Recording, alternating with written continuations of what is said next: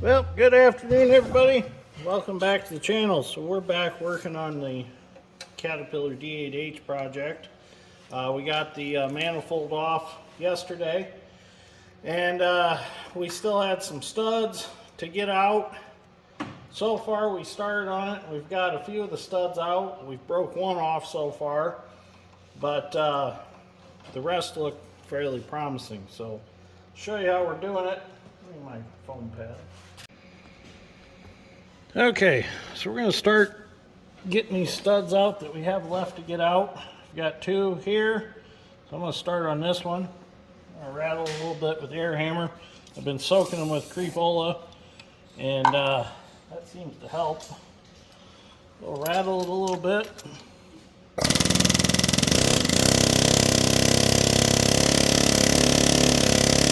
That one's moving pretty good. It might come right out. Here. Use this Irwin socket again for extracting things in the impact. Well, oh, got lucky on that one. Sure wasn't threaded in there very far. Anyway, here, Scooter, get that out of there for me. Scooter will take that and clamp it in the vise. Now I'm gonna move to this next one.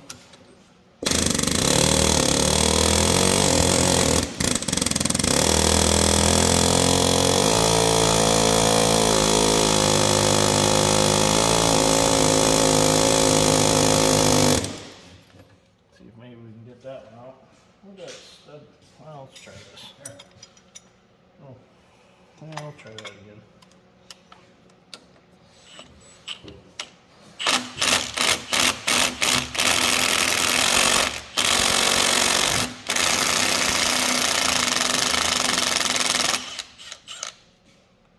I'll tell you what, these Irwin extractors sure are impressive. So we do have one stud that is broke off back there that we're going to have to drill out. This is the next one that's questionable, and this one's a bear to get to. So I can't really get the air hammer on it, but I've kept it soaked in Creepola since we've been working on it today.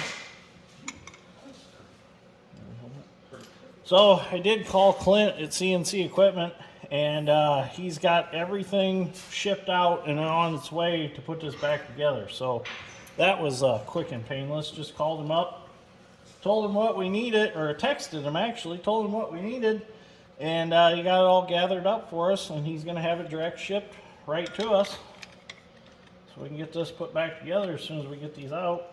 Well, when the parts come, of course.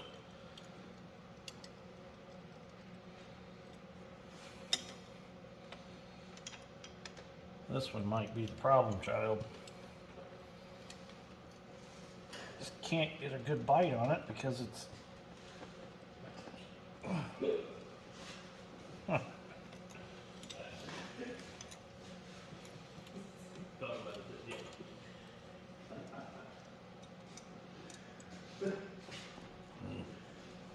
Oh, that's scary. Oh, now I got my pipe wrench stuck in there. Just not much to work with that on that one. This one I thought was going to be a bear, but it came right out. Oh, hi, Wilson.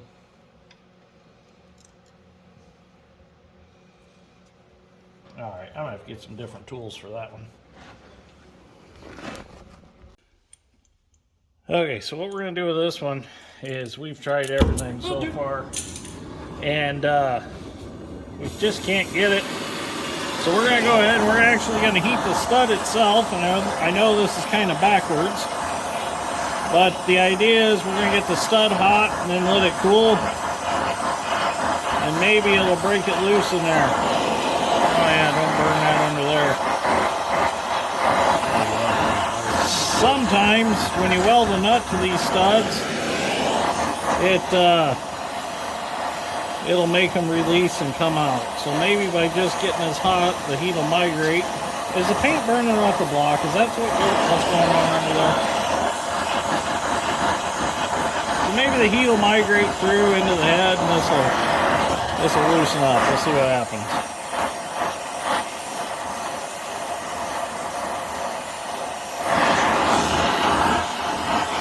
I really hate to have to Really hate to have to take the intake off to drill this. Are you guys afraid of a little fire? It's a D8 cat dozer. What the hell's going to burn on it? Except the wiring off of it. That's about it. Some hoses. That's why I like working. That's why I like working on this old stuff.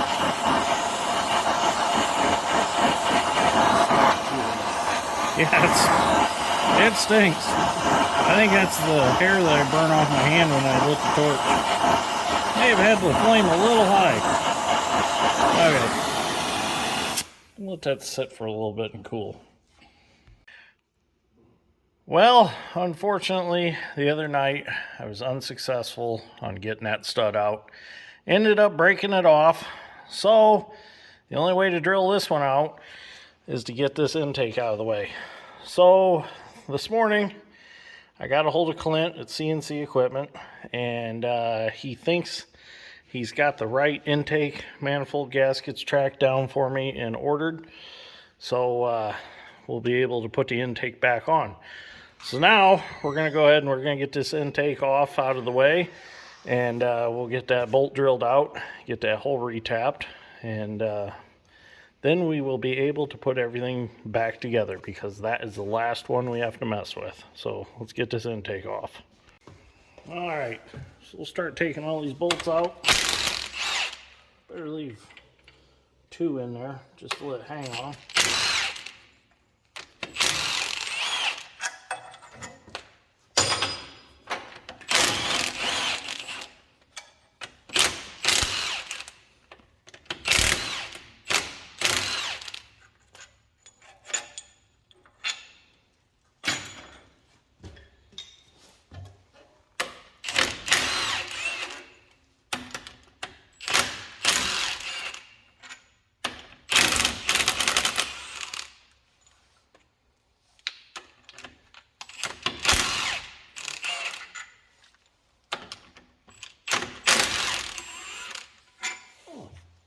Broke loose already.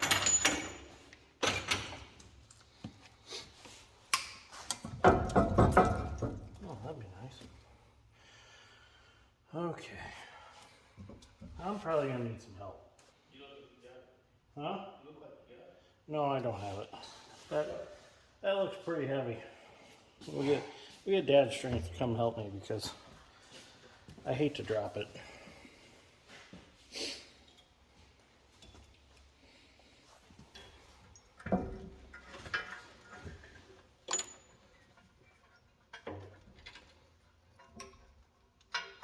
Oh, yeah, it's a little heavy, ain't it? What do you want to do with it? Just sit down here for now.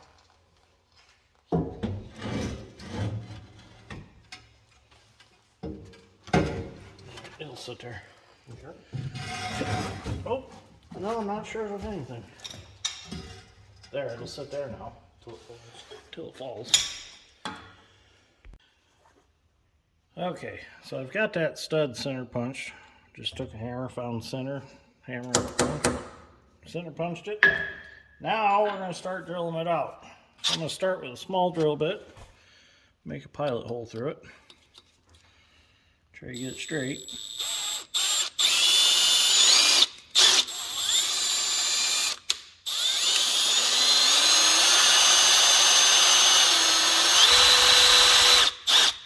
That looks pretty good.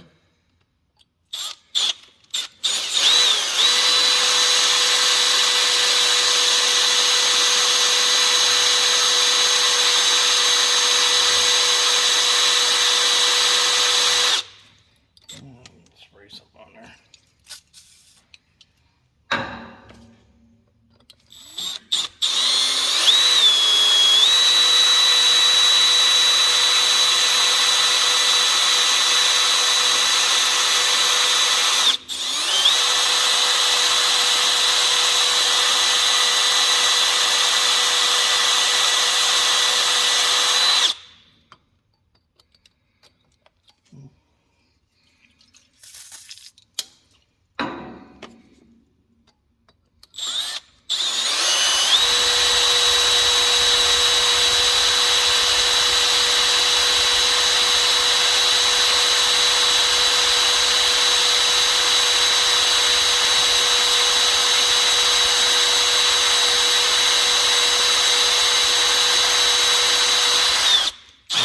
sure we don't go too deep. Alright, we'll do a lot more.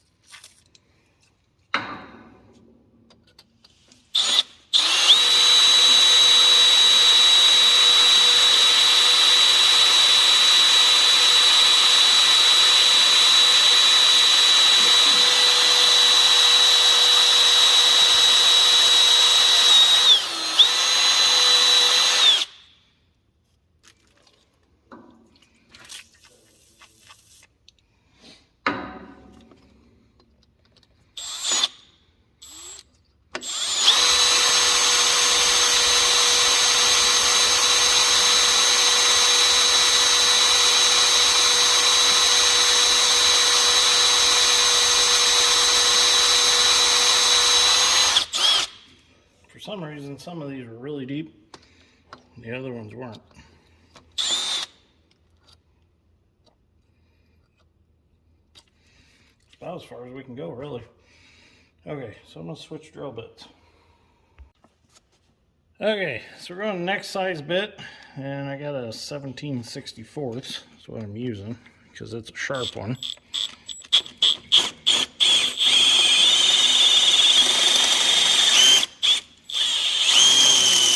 A little too fast.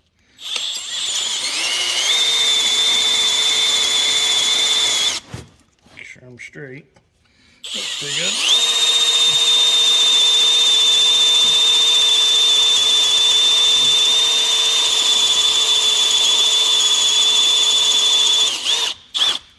Yeah, it's looking real good.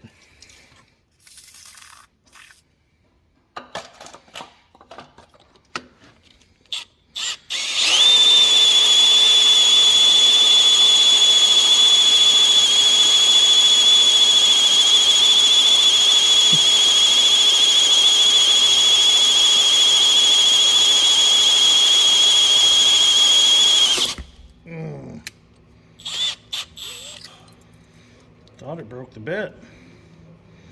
That was a little scary.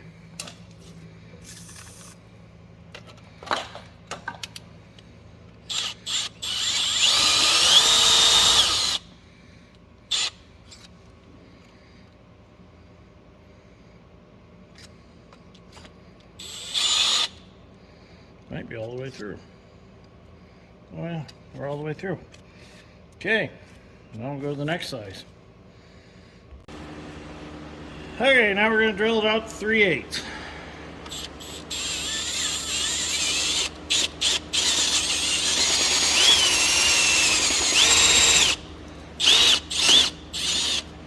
These darn bits.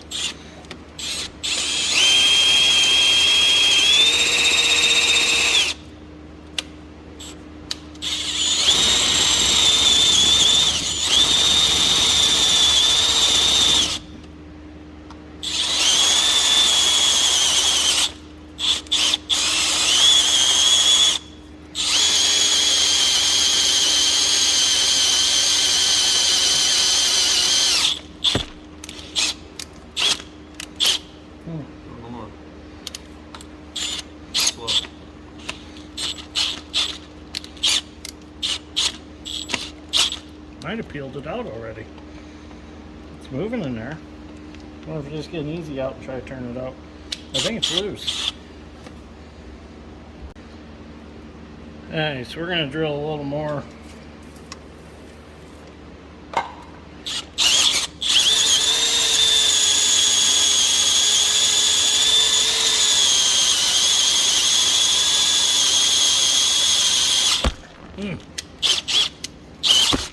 Darn it. Drill hit the camera. There we go.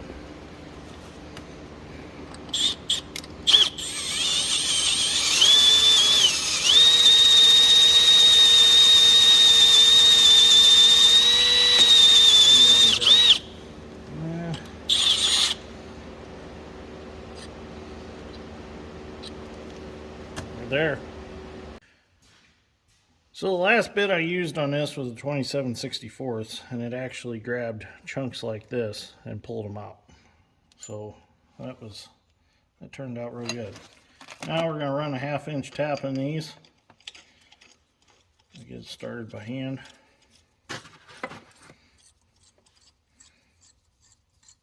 Need to spray some lube on it. Don't mind the rusty tap. It's actually a Greenfield Tap and Die tap. Found it in my Uncle Dale's old toolbox. Greenfield Tap and Die is one of the oldest tap and die makers in the world.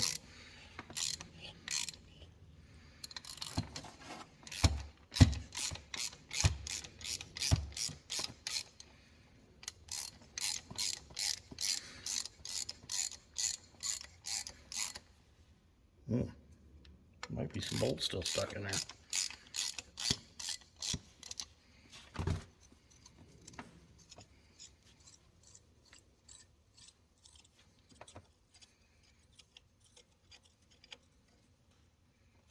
How deep will it go in the other hole?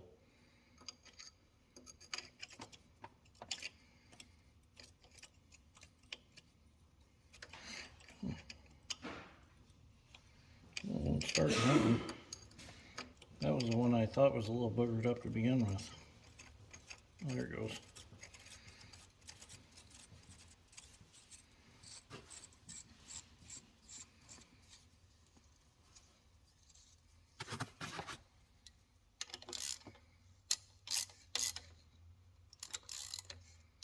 Let's see, how do I mark that? That's all the way in? Yeah, that's all the way in. Okay, so them threads in that hole are good. They're cleaned out. Something really interesting is this engine has two separate heads on it. Well, you can see the crack right here, the two heads. There's two 3-cylinder heads.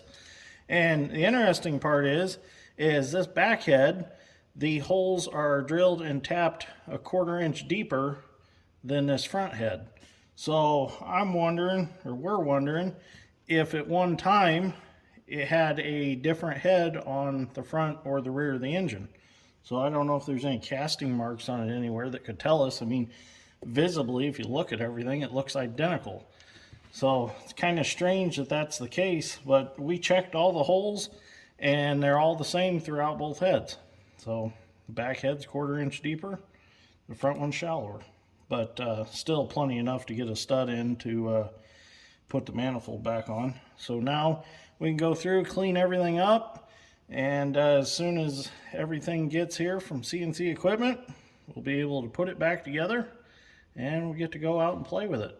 So we did have the undercarriage evaluated, and the rails are, what were they, 125% wore over worn. Over specs. Over specs. So they're 225% worn out. So that's about 3/4 of an inch off of the rail height. But we're already in the process of getting estimates on rails. The bottom rollers are fine. They actually got quite a bit of life left in them. I thought that the bottom rollers were worn, but it's actually the rail height that's worn off. So we're going to cross that bridge when we get there. We're going to get it back together, get it running. We're going to fully service it. We're going to take it out and run it for a while, see what it's like, make sure it doesn't have any major transmission or engine issues. And if it doesn't, we'll go ahead and go forward with grouser pads and rails, and then make a good dozer out of it. Maybe eventually get it painted real nice and some new decals on it. So anyways, if you enjoyed this episode of Dirt Grain Steel, give me a like. I'd greatly appreciate it. And we will see you all in the next one. Thank you for watching.